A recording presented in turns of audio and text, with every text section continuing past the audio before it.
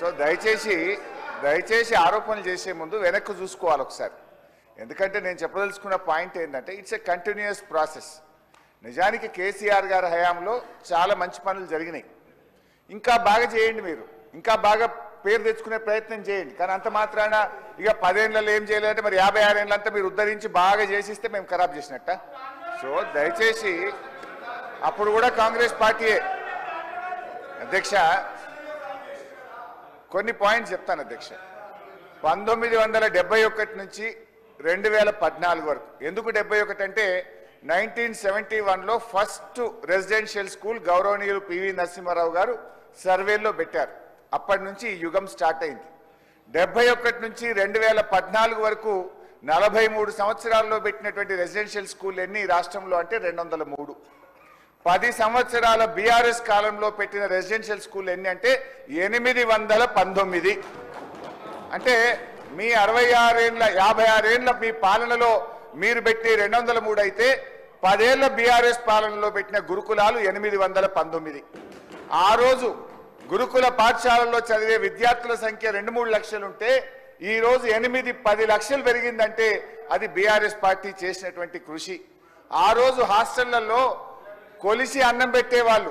దొడ్డు బియ్యంతో, నూకల బియ్యంతో ముద్ద అన్నము కొలిసి పిల్లలకు అన్నం పెడితే కేసీఆర్ గారు పిల్లలకు రేపటి భావి భారత పౌరులకు కొలిచి అన్నం పెట్టరా అని చెప్పి సన్న బియ్యంతో, పాత బియ్యంతో కడుపు నిండి అన్నం పెట్టిన ఒకే ఒక్క రాష్ట్రం భారతదేశంలో తెలంగాణ రాష్ట్రం. అధ్యక్ష, అదేవిధంగా ఓవర్సీస్ స్కాలర్షిప్స్ ఈ భారతదేశంలో గిరిజన పిల్లలు, దళిత పిల్లలు, బీసీ పిల్లలు, మైనార్టీ పిల్లలు ఓసీల లాగా ధనికుల లాగా విదేశాల్లో ఉన్నత విద్య చదవాలని అప్పు లేదు, మళ్ళీ కట్టేది లేదు, 20 లక్షల నగదు డబ్బిచ్చి దళిత గిరిజన బీసీ పిల్లల్ని విదేశాల్లో చదివించిన ఒకే ఒక్క రాష్ట్రం తెలంగాణ రాష్ట్రం. అధ్యక్ష, అదేవిధంగా అధ్యక్ష మెడికల్ కాలేజెస్ ఈరోజు గర్వంగా చెప్తున్నా, మన తెలంగాణ రాష్ట్రం ప్రతి 1,00,000 జనాభాకు అతి ఎక్కువ ఎంబీబీఎస్ సీట్లున్న రాష్ట్రం ఈరోజు భారతదేశంలో తెలంగాణ రాష్ట్రం. అంటే అది కేసీఆర్ గారి ఘనత. మేము వచ్చినాడు 5 ప్రభుత్వ మెడికల్ కాలేజీలుంటే ఈరోజు 35 ప్రభుత్వ మెడికల్ కాలేజీలతో దేశంలో ప్రథమ స్థానంలో నిలిపినామంటే అది కేసీఆర్ గారు, బీఆర్ఎస్ పార్టీ. అదేవిధంగా అధ్యక్ష వైసాబ్ కొద్ది ఆగుంటు ఇంగ్లీష్ మీడియం ఈరోజు ఇంగ్లీష్ మీడియం అధ్యక్ష ప్రపంచంతో పోటీ పడాలంటే మన పిల్లలు ఇంగ్లీష్ మీడియంలో చదవాలి అని ఈ రాష్ట్రంలో అన్ని పాఠశాలల్ని కూడా ఇంగ్లీష్ మీడియంలోకి మార్చి మన ఉత్తమమైన పిల్లల్ని తయారు చేసే కార్యక్రమం బీఆర్ఎస్ పార్టీ చేపట్టింది అధ్యక్ష. స్కూళ్లు బాగు చేయాలని 9,000 కోట్ల రూపాయలతో మన ఊరు మనబడి కార్యక్రమాన్ని ప్రారంభించి ఆల్మోస్ట్ 1000 పాఠశాలలు రాష్ట్రంలో పూర్తి చేసి ప్రారంభించాం. దాన్ని మీరు కొనసాగించండి, లేదు పేరు మార్చుకుంటే పేరు మార్చండి, కానీ వాళ్ళకు బిల్లులు ఇయ్యక ఆ పని ఆగిపోయింది. దాన్ని పూర్తి చేసే ప్రయత్నం చేయాలని మీ ద్వారా ప్రభుత్వాన్ని కోరుతా ఉన్నా అధ్యక్ష. అదేవిధంగా ఈరోజు సమస్య ఏంటంటే ఇట్లా చెప్తే ఇంకా చాలా ఉన్నాయి మా ప్రభుత్వం చేసింది. నిజానికి కొంతమంది మిత్రులు కేజీ టు పీజీ గురించి కూడా మాట్లాడింది అధ్యక్ష. బీఆర్ఎస్ ప్రభుత్వం వచ్చిన తర్వాత అన్ని గురుకుల పాఠశాలల్ని జూనియర్ కాలేజీలుగా అప్గ్రేడ్ చేశాం.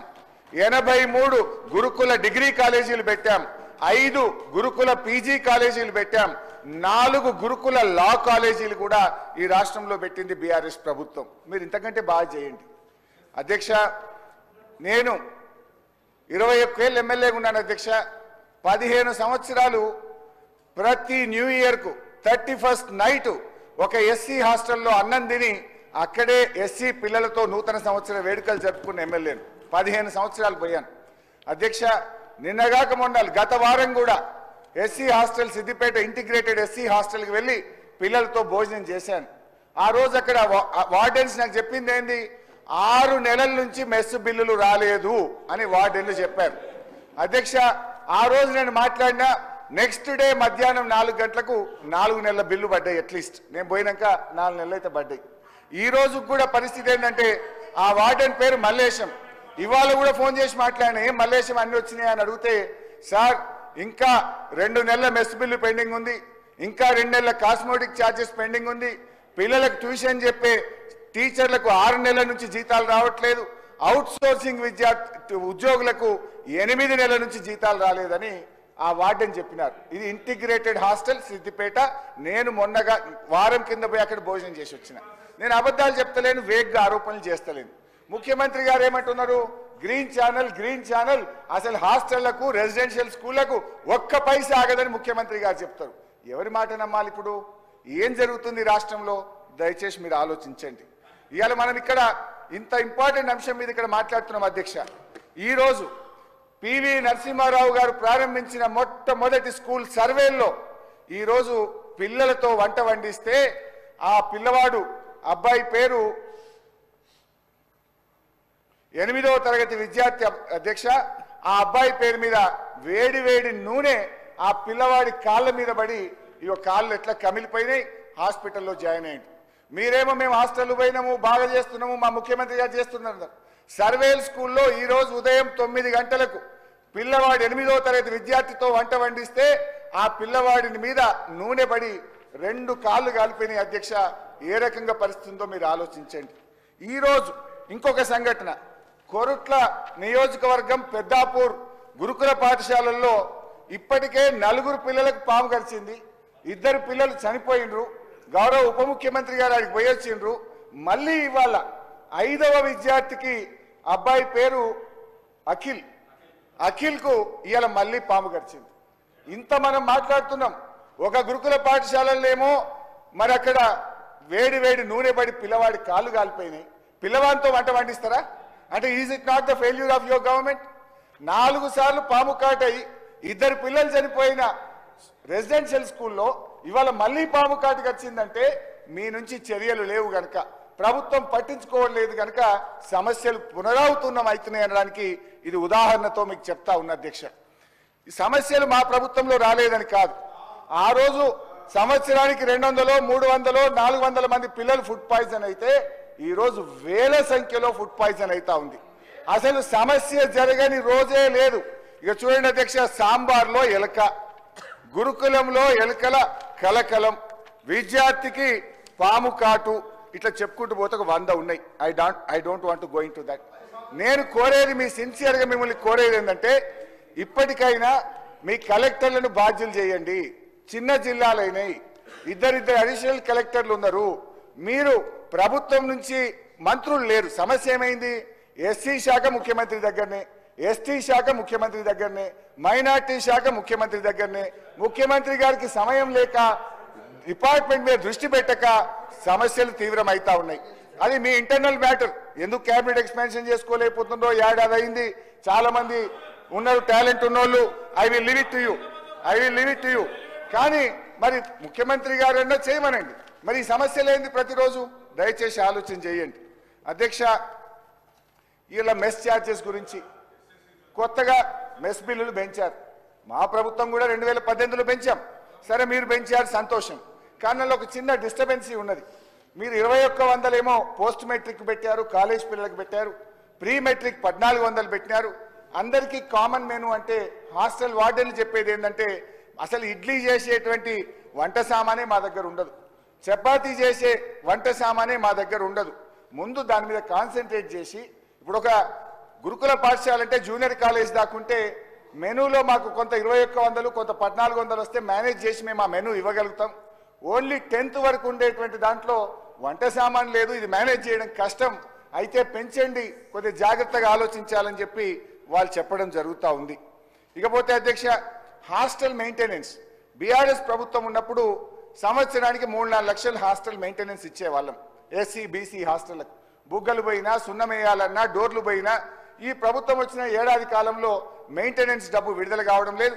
దాని మీద దృష్టి పెట్టమని నేను సలహా ఇస్తా ఉన్నా. ఇకపోతే అధ్యక్ష, గతంలో మేము చలికాలం వచ్చింది, బీసీ హాస్టళ్లలో స్వెటర్లు కానీ, ఎస్సీ హాస్టళ్లలో స్వెటర్లు కానీ, బ్లాంకెట్స్ కానీ వచ్చేది. ఇప్పటికీ కొన్ని హాస్టళ్లలో రాలేదు. కొన్ని డిపార్ట్మెంట్లలో వచ్చినాయి, కొన్ని డిపార్ట్మెంట్లకు రాలే. నేను మొన్న హాస్టల్కి పోతే పిల్లలు చెప్పిండ్రు, సార్ ప్రతి సంవత్సరం మన గవర్నమెంట్లో ప్లేట్ కానీ, గ్లాసు కానీ, స్పూన్ కానీ, కటోర కానీ ఇవన్నీ వచ్చేది, ఈ ప్రభుత్వం వచ్చిన తర్వాత రాలేదు అనే విషయం చెప్పారు. రివ్యూ చేయండి, రాకపోతే ఏ హాస్టళ్లలో రాలేదో వాళ్ళకి ఇప్పించండి అని చెప్పి నేను కోరుతా ఉన్నా. మొన్న మిట్టపల్లి ఎస్సీ గురుకుల పాఠశాలకు వెళ్ళాను. అక్కడ ఆడపిల్లలు ఉన్నారు. ఈ సంవత్సరం రావాల్సిన 4 జత బట్టలు ఇంకా రాలేదు సార్, మా బట్టలు ఇప్పించండి, విద్యా సంవత్సరం అయిపోతుంది, ఎస్సీ గురుకుల పాఠశాలలో బట్టలు రాలేదనే విషయం పిల్లలు మాకు చెప్పడం జరుగుతూ ఉంది. These are the issues.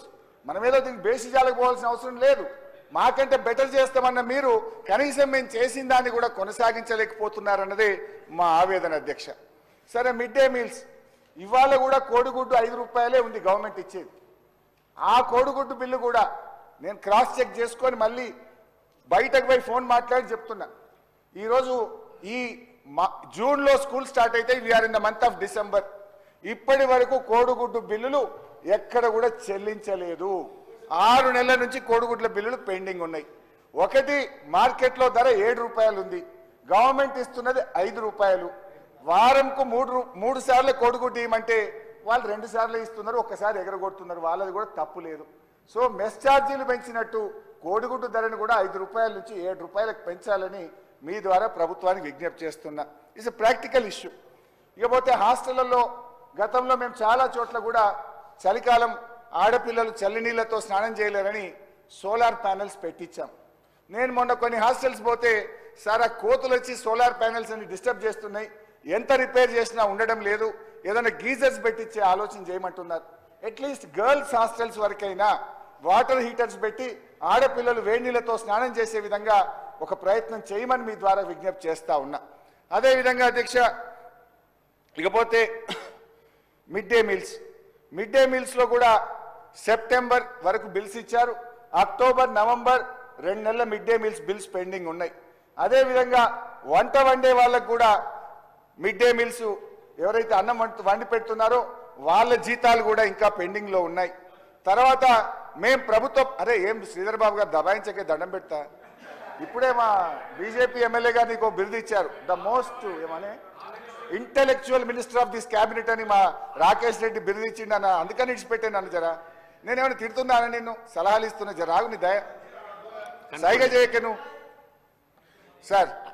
నేను సార్ ఇంత మంచిగా చెప్తున్నా సార్, నేను తిట్టేటి జానుండగా తిట్టలేను సార్. ఇలా ఏదో పిల్లలకు మంచిగా కావాలి, 12 లక్షల మంది పిల్లల భవిష్యత్తును దృష్టిలో పెట్టుకొని నేను ప్రాక్టికల్గా మాట్లాడే ప్రయత్నం చేస్తున్నా. నువ్వు జరా కంట్రోల్ చేసుకో. ఇక నీ అధ్యక్ష, బ్రేక్ఫాస్ట్ స్కీమ్, మార్నింగ్ బ్రేక్ఫాస్ట్ కూడా పిల్లలకు పెడితే చాలా మంది పొద్దున తల్లిదండ్రులు వ్యవసాయ పనులకు పోతే పొద్దున పూట తినకుండా వస్తున్నారు, రక్తహీనత పెరుగుతూ ఉంది, పిల్లలు వీక్గా ఉంటున్నారని బ్రేక్ఫాస్ట్ స్కీమ్ స్టార్ట్ చేసినాం.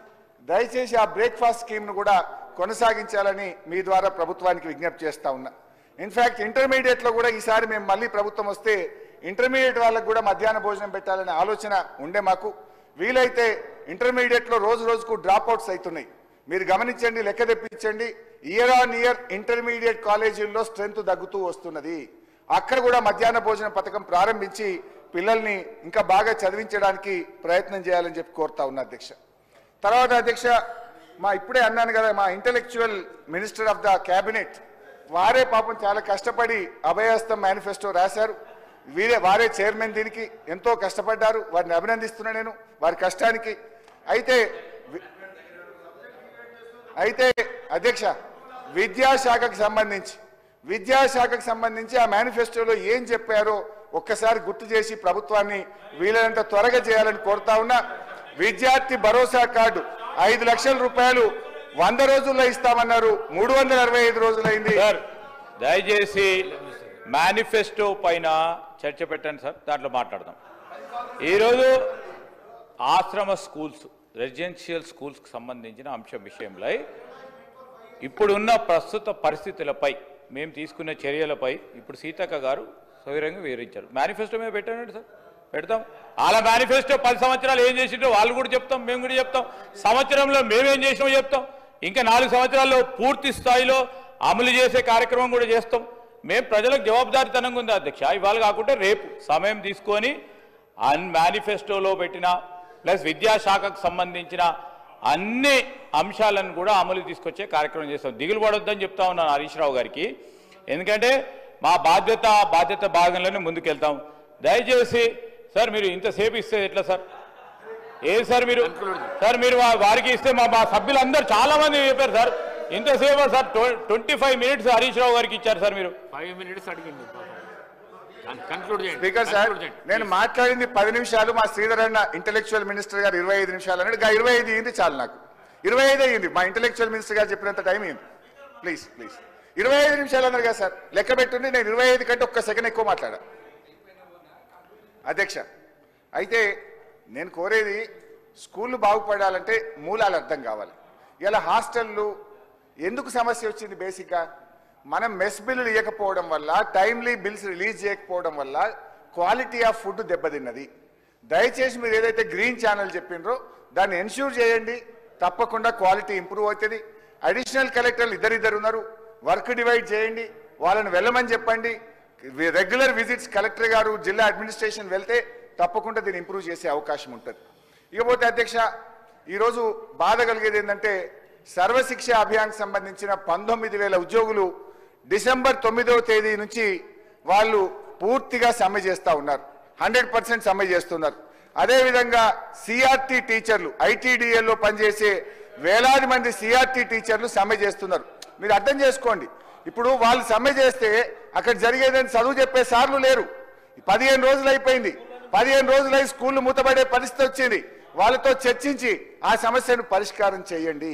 ఎందుకంటే ఆ రోజు ముఖ్యమంత్రి గారు ఏం చెప్పిందంటే, వరంగల్ జిల్లాలో ఏకశిలా పార్క్ దగ్గర మాట్లాడుతూ ఆ ఎస్ఎస్ఏ ఉద్యోగులకు మీకు మా గవర్నమెంట్ వచ్చిన నెల రోజుల్లో సెక్రటరీకి పిలుస్తాం, ఛాయ్ తాగినంత సేపట్లో మీ ఉద్యోగాలు పర్మనెంట్ చేస్తా అని ముఖ్యమంత్రి గారు హామీ ఇచ్చిండ్రు.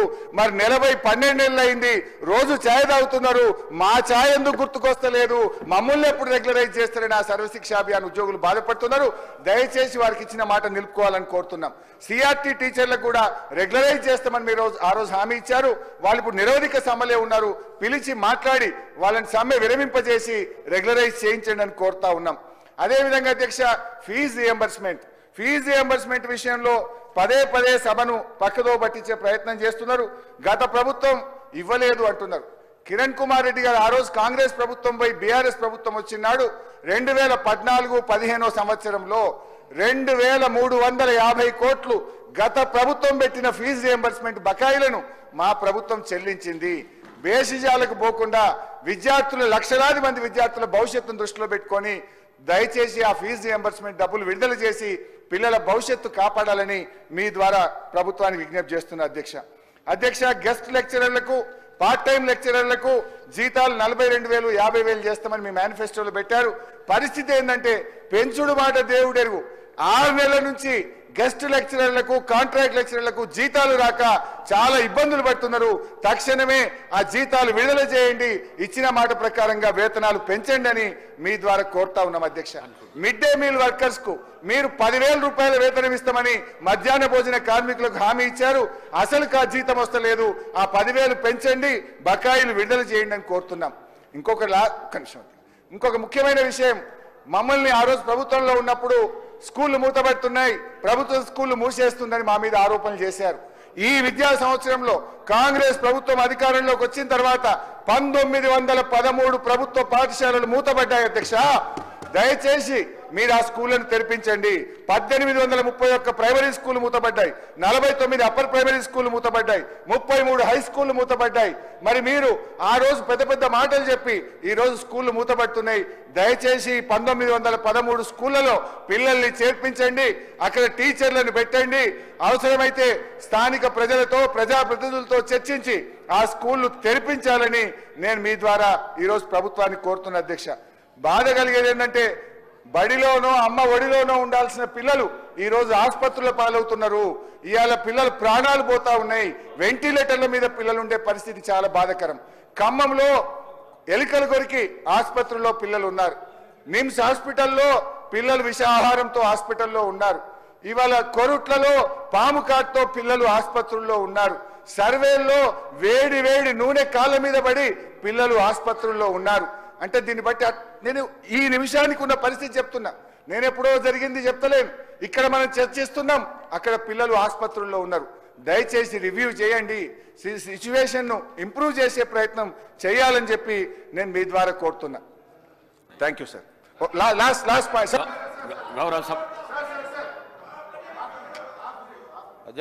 గౌరవనీయులు సీతక్క గారు చనిపోయిన విద్యార్థుల వివరాలు పంపమని అడిగారు ఇందాక. 54 మంది పిల్లలు ఈ ప్రభుత్వం వచ్చిన తర్వాత గురుకుల హాస్టళ్లలో ఉండే పిల్లలు పాము కాటు, కరెంటు షాకు, విషాహారం వల్ల చనిపోయారు. ఈ లిస్టు గౌరవ మంత్రి గారికి పంపిస్తా ఉన్నా. వాళ్ళను మానవతా దృక్పథంతో ఓ 10 లక్షలు ఎక్స్గ్రేషియా ఇచ్చి ఆ కుటుంబాలను ఆదుకోవాలని కోరుతున్నాం. అధ్యక్ష, తప్పకుండా వారి 10 సంవత్సరాల్లో చనిపోయిన వాళ్ళు కూడా రూపాయి ఎప్పుడన్నా ఇస్తే దానికి సంబంధించిన మేము మార్పు చేసే ప్రయత్నం చేస్తాం, ఎక్కువ ఇచ్చే ప్రయత్నం చేస్తాం. తర్వాత గౌరవ సభ్యులందరూ మాట్లాడుతుంటే ప్రత్యేకించి 56 సంవత్సరాలు ఏమైందంటారు. 56 సంవత్సరాలు ఏం కాలేదు కాబట్టి తెలంగాణ కొట్లాడాం కదా అధ్యక్ష. ఎందుకు తెలంగాణ ఎందుకు తీసుకున్నాం? అప్పుడు వివక్షకు గురవుతున్నాం కాబట్టే మీరు అనేక సందర్భాల్లో కాంగ్రెస్ పార్టీకి సంబంధించి ఒక విధానపరమైన తీసుకొని ఇలా తెలంగాణ ఏర్పాటు చేసుకున్నాం అధ్యక్ష. దాని తర్వాత కూడా మళ్ళీ ఆడికే పోయి మాట్లాడితే తెలంగాణ వచ్చినాక ఏమైంది చెప్పండి, తెలంగాణ వచ్చినాక ఏమైంది అని అడిగితే ఊరికే మళ్ళీ 56 ఏళ్ళకి పోతా ఉన్నారు. 10 సంవత్సరాల్లో మీరు అధ్యక్ష, నేను అనేక సందర్భాలు చెప్తా ఉన్నాను. ఇలా మారుతున్న కాలానికి అనుగుణంగా గతంలో ఉన్నటువంటి హాస్టళ్ల నుంచి మాడిఫై అయ్యి గురుకులాలు ఏర్పాటు చేశారు. ఇంతమంది గౌరవ సభ్యులు తప్పుదో పట్టిస్తూ ఇప్పుడే పెద్దలు గౌరవ హరీష్ రావు గారు మాట్లాడితేమో 2014 నాటి వరకు 200 గురుకులాలు ఉన్నాయని చెప్తా ఉన్నాడు రెసిడెన్షియల్. ఇంకో సభ్యుడు మాట్లాడుతూ అనుభవాల మంత్రి కూడా ఇచ్చిన 19 ఉన్నాయని చెప్తున్నారు. రికార్డు చేయండి మీరు. దాని తర్వాత వాటారెడ్డి విషయం చెప్తారు. దాని తర్వాత రైట్ దాని తర్వాత జగద్గిరి గుట్ట ఇవాళ బీబీ నగర్ సంబంధించి మాట్లాడు మైక్ తీసుకొని మాట్లాడే ఎవరు మీరు ఇక్కడ మైక్ తీసుకొని మాట్లాడు.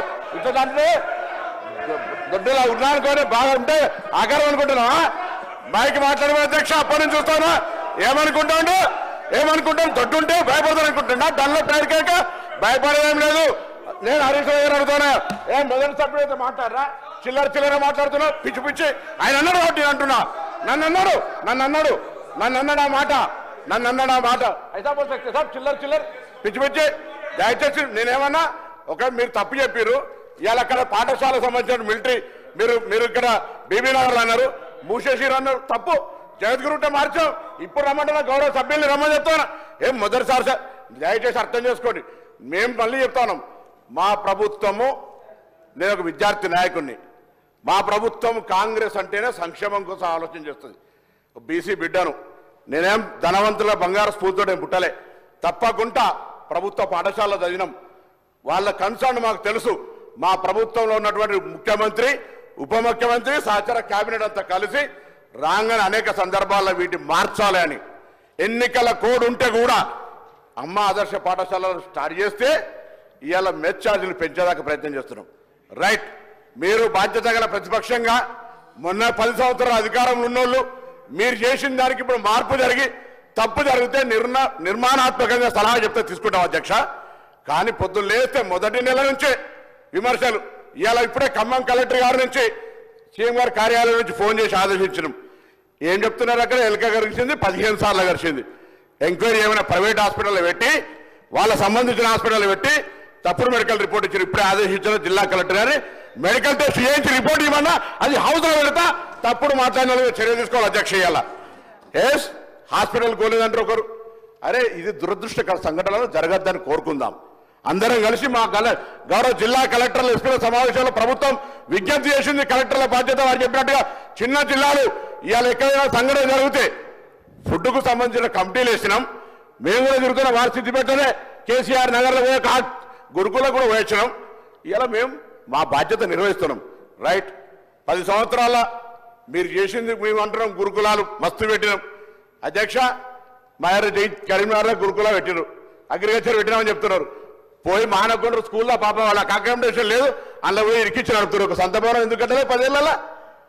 నా దగ్గర సైదాపూర్లో స్కూల్ మేము నియోజకవర్గం ఒకటి ఇచ్చినా అంటున్నారు. పోయి హుజరాబాద్ నడుస్తుంది అధ్యక్ష. నా హుజరాబాద్ నడవలసింది వర్గల్లా. మొన్న నేను క్రీడా పోటీలు అయిన అధ్యక్ష నన్ను గెస్ట్గా పిలిస్తే ఓల్డ్ సిటీ స్కూల్ నడుస్తుంది వర్గల్లా. నేను ఓల్డ్ సిటీగా పోతాను టైం చూస్తే సార్ ఇక్కడ స్కూల్ ఉన్నది వర్గల్లా అంటా ఉన్నారు అధ్యక్ష. మేము ఇది పెట్టినది అరే ఒక్క సంత భవనం ఇచ్చి ఆలోచన చేసిరా. ఇవాళ మా ప్రభుత్వం ఎన్నికైన ఏడాది లోపల 216 స్కూళ్ళకి ఇంటిగ్రేటెడ్ పేరు మీద ఇచ్చే ప్రయత్నం చేస్తున్నారు. దాన్ని హర్షించే మాట ప్రయత్నం లేదు. ఎంతసేపు వ్యక్తిగతంగా ఆకారాలు పెద్ద ఉండగానే డబ్బులు ఉండగానే భయపడుతుంది. ప్రజాస్వామ్యము అందరు వస్తారు. పేదోడు, దళితుడు, ఎస్సీ, బీసీ, గిరిజనులు అంతా వస్తారు. అహంకారం పనికిరాదు అధ్యక్ష. మొదటిసారి ఎన్నికైన నేను గౌరవ సభ్యులు హరీష్ రావు గారు కూడా మొదటిసారి ఎన్నిక కాకముందే మంత్రి ఇచ్చిండు. ఆయనకు అవగాహన లేదంటే నడుస్తుందట. అరే ఇయ్య లేకపోతే మేమట డూప్లికేట్ పెప్పర్ స్ప్రే కొట్లానేమాట. నేను మళ్ళీ చెప్తా ఉన్నా, దయచేసి అన్నారు సార్, నేను అనలే. అరే అయిపోయిందట సార్, దానికి సంబంధించిన వల్ల ఇప్పుడు నేనేమంటున్నా, నేనేం రాజ్యాంగం ఏమంటే ఎవరు సంఖ్యలో ఎక్కినాను మా నేను చెప్పే మాట నేను మళ్ళొక్కసారి ఇలా చెప్తా ఉన్నా. మా ప్రభుత్వము గురుకులాలకు సంబంధించి రెసిడెన్షియల్ స్కూల్స్ కు సంబంధించి అన్ని రకాల బాధ్యత తీసుకుంటాం. మేము అధికారంలో ఉన్నాం, మీరు అధికారంలో ఉన్నప్పుడు మేము గురుకులాలు పెడతాం, మేము అనలే. ప్రైవేటు బంగ్లాలు పెడితే ఏమనలే. టీఆర్ఎస్ నాయకులు ఇళ్ళలో పెట్టి కిరాయిలు ఎక్కిస్తాం, మేము అనలే. మొన్న కిరాయి కట్టకపోతే తలుపులు బంద్ చేస్తామంటే తోడుకలు తీస్తామని చెప్పినాం. ఎందుకంటే బంద్ చేయొద్దు, పిల్లలకు విద్యాబోధన మేము కిరాయిలు ఇచ్చినాం. మేము 2004 నుంచి 14 దాకా గ్రీన్ ఛానల్ ఉండే, మీరు 10 ఏళ్లలో గ్రీన్ ఛానల్ తీసేసి ఇయ్యాలని వాళ్ళు అడుగుతా ఉన్నారు. ఎస్ డెఫినెట్లీ మా ముఖ్యమంత్రి గారు ఉప ముఖ్యమంత్రి గారు నిర్ణయం తీసుకున్నారు. రాబోయే కాలంలో మెచ్ ఛార్జీలకు కానీ అద్దె భవనాలకు సంబంధించి కానీ బకాయిలు లేకుండా చేసే విధంగా చర్యలు తీసుకోబడతాయి అనేటువంటి మాట ఈ సందర్భంగా వారందరికీ మనం చేస్తా ఉన్నాం. అరే మార్పుకు ఏదైనా పొరపాటు ఒకవేళ ఏడాదిలో ఏమైనా చేయాల్సి ఉంటే చెప్పండి, మాకు ఏడాదిలో ఏమైనా పొరపాటు చేయాల్సి జరిగి ఉంటే చెప్పండి. 10 ఏళ్లలో చేసినట్టు మాత్రం గొప్పగా ఉన్నాయి, మీరు ఏడాదిలో అసలు మీరు పనికే రారని మాట్లాడితే ఎట్లా అధ్యక్ష? అరే ఒక ఏడాదిలో మీరు ఏమైనా పొరపాటు జరిగి ఇంకా మంచి జరగాలంటే సలహా చెప్పండి. మంత్రిగా ఉన్ననాడు వాటికి సంబంధించి ఒక నాడు కూడా ఖాళీ లేదు, ఇవాళ మాత్రం వచ్చి బాగా అవకాశం రాగానే ఏదో మాట్లాడితే ఎట్లా అధ్యక్ష? మేము బరాబర్గా అన్ని రకాల సమీక్షలు నలుగురిని కలిపి, నేను బీసీకి సంబంధించిన మంత్రి అయినప్పటికీ కూడా ఎస్సీ ఎస్టీ మైనార్టీ బీసీ శాఖలకు సంబంధించి సమన్వయం చేసుకుని ఇలా రిక్రూట్మెంట్తో పాటుగా అన్ని రకాల సమస్యలు పరిష్కరించే ప్రయత్నం చేస్తాం అధ్యక్ష. ఎక్కడ కూడా వెనుక పోతారేమో అధ్యక్ష, అన్ని రకాల సమస్యలు పరిష్కరించే దిశలో మేము ఉన్నాం. ఇలా తప్పకుండా కూడా మరొకసారి చెప్తా ఉన్నా, దయచేసి మేము మా యొక్క ఆలోచన అనేది ఎక్కడ కూడా ఇబ్బంది లేకుండా పోయే ప్రయత్నం చేస్తూ ఉన్నాం. ఏదైనా సంఘటనలు జరిగి ఉంటే మీరు మేము వేరు కాదు, ఈ రాష్ట్రంలో తెలంగాణ బిడ్డలం, వాళ్ళని కాపాడుకుందాం. రండి, ఏం సలహా చెప్తారో చెప్పండి. చనిపోయిన విద్యార్థి మీద ఎవరి మీద నూనె వేయాలనో, ఎవరికి అనారోగ్యంగా చనిపోవాలనో, ఎవరు ఆత్మహత్య చేసుకోవాలని అనుకోం. అటువంటిది ఏదైనా ఉంటే వాళ్ళకి ధైర్యం ఇచ్చే విధంగా ఈ సభ చర్చ వాళ్ళకు ఒక సందేశం ఇవ్వాలి. అక్కడ ఉన్నప్పుడు అమ్మాయిలు అబ్బాయిలు తల్లిదండ్రులు వదిలిపెట్టి హాస్టల్ ఉంటా ఉన్నారు, వారికి మీరు కలిసి ఒక విశ్వాసం కలిగేసి మంచిగా చదువుకోండి. తల్లిదండ్రులకు దూరం ఉన్న ప్రభుత్వం తప్పు చేస్తే మేము అడుగుతాం, ప్రభుత్వం కరెక్ట్ చేస్తే మేము చెప్పే పద్ధతి ఉండాలి. కానీ ఎంతసేపు బట్టగాల్చి మీద వారేసి ఏదో విమర్శ చేసి అధికారులు అధైర్యపరిచి మొత్తం వ్యవస్థ నడుస్తూనే లేదు. అందరూ ఎవరెస్ట్ ఎకరాలు ఉంటే ఇప్పుడు హాస్పిటల్ బెడ్లలో పడుతూ ఉన్నారు. ఏం మాటలు అధ్యక్ష? దయచేసి మంచిది కాదు. నేను నా యొక్క ఆవేదన మీ ద్వారా వ్యక్తం చేస్తాను. నేను కూడా బలహీన వర్గాల బిడ్డను. నేనుగా నా యొక్క వర్గానికి అన్యాయం చేసుకునేటువంటి పిచ్చి పని చేయని, ఎవరైనా చేసి ఉంటే వాళ్ళు పిచ్చోళ్ళ మంచోళ్ళ నాకు తెలియదు. నేను ఎందుకు చెప్తున్నా అంటే ఆ మాటలు అనేవి ఇక్కడ వాడద్దు, ఇది మంచిది కాదు సాంప్రదాయం. కానీ అటువంటి సాంప్రదాయంలో మాట్లాడుతుంటే వాళ్ళ పార్టీ చూసుకోవాలి, వాళ్ళ పార్టీకి సంబంధించిన నాయకులు కూడా చెప్తా ఉన్నాం.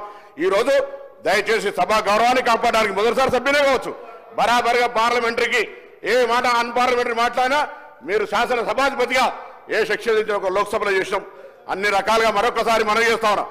మేము మా ప్రభుత్వం సంబంధించి డెఫినెట్లీ ఈ యొక్క గురుకులాలకు సంబంధించి not only SC ST BC మైనార్టీతో పాటుగా జనరల్ గురుకులాలకు సంబంధించిన ఆనాడు పెద్ద పెట్టినటువంటి ఇలా వీళ్ళని మేము ఏం పెట్టలే, కాంగ్రెస్ ఏం చేయలే.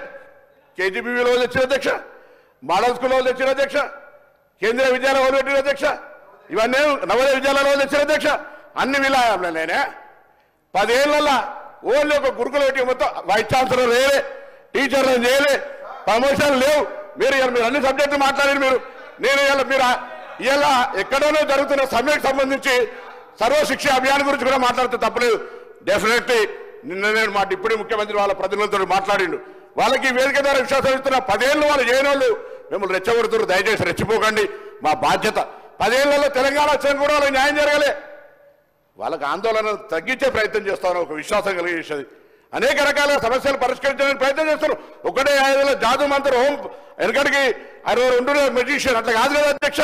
10 ఏళ్లలో మీరు పెట్టిన బురద కడగడానికే సమయం పడుతుంది. 10 నెలలు మీరు పెట్టినటువంటి మాట, మీరు పెట్టినటువంటి బకాయిలు, మీరు పెట్టినటువంటి అనేకమైనటువంటి వైఫల్యాలను సరిదిద్దడానికే సమయం పడుతుంటే ఒకటేసారి ఏడాదులనే మొదటి నెల నుంచే ప్రభుత్వం కూలిపోతుంది, ప్రభుత్వం ఉండదు, వాళ్ళెట్లా వీళ్ళెట్లా అంటే ఎట్లా అధ్యక్ష?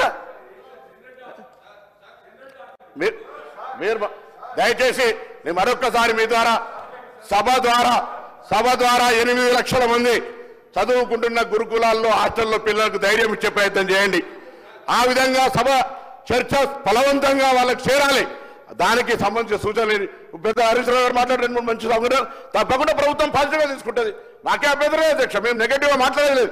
కానీ రాగానే తుండపాచం పెడతాం, గిచ్చుతాం, అన్ని మాట్లాడితే ఊరుకోరు. ఇది మంచి పద్ధతి కాదనే మాట మీ ద్వారా తెలియజేస్తాం. గౌరవ సభ్యులు సంజీవ్ రెడ్డి గారు.